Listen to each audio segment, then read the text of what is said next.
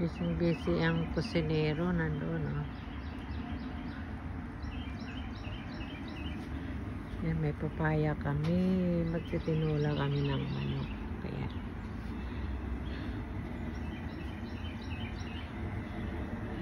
busy.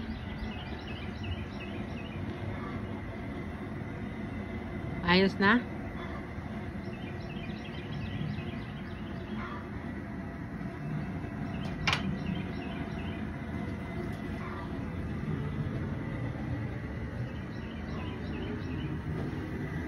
Hindi pa tapos masyado talaga yung aming kubo.